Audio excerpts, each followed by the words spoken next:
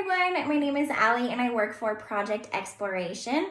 Most of the time I am in the office actually planning your California field trips and managing our social media accounts. However, I'm really lucky and sometimes I even get to go on some of our field trips as an instructor. My favorite field trip to go on is oceanography because I used to work with marine animals and I love teaching the kids about all of the awesome animals that we get to see on these field trips. Some of my favorite animals that we get to see are actually the sea lions and the seals, but many of our students have a hard time telling the difference between the two.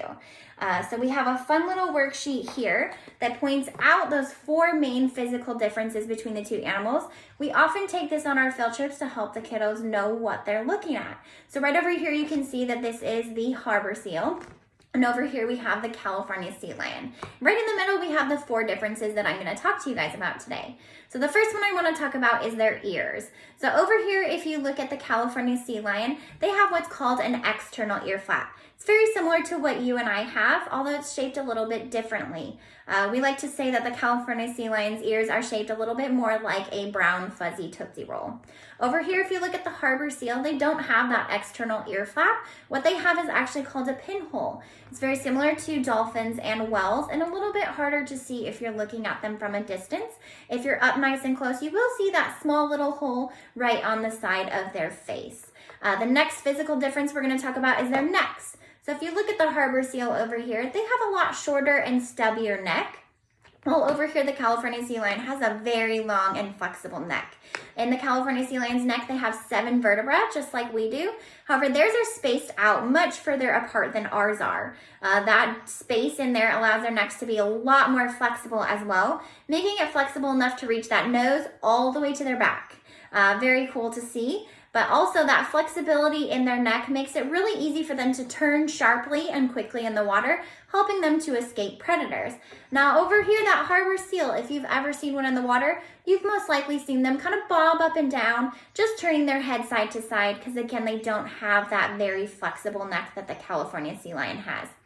Now the next difference I want to talk about is their front flippers. So the California sea lion over here you can see has very long wing-like front flippers. They're also very powerful. They are mainly used to propel themselves through the water. Those sea lions are actually going to be able to hold their entire body weight just using those 2 front flippers alone. Now anyone who's gone on a field trip with us and gone to SeaWorld has seen one of those sea lions do a handstand holding their entire body weight alone on just those 2 front flippers.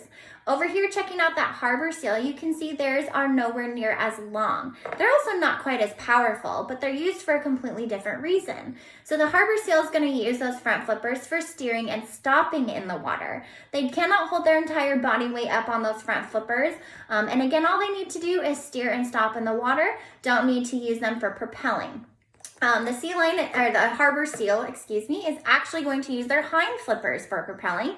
On to our 4th difference here. So those hind flippers for the seal are going to be used for propelling themselves through the water. Over here, the California sea lion has a really cool adaptation with their hind flippers. They have what's called a rotating hip bone. That hip bone allows them to tuck those rear flippers up underneath their bodies. They can actually walk and run on all 4 flippers. They can even run up to speeds of 17 miles an hour because they have that adaptation of that rotating hip bone. Again, the seal over here uses those hind flippers for propelling through the water, which makes it so that they can't walk on all 4s out on land.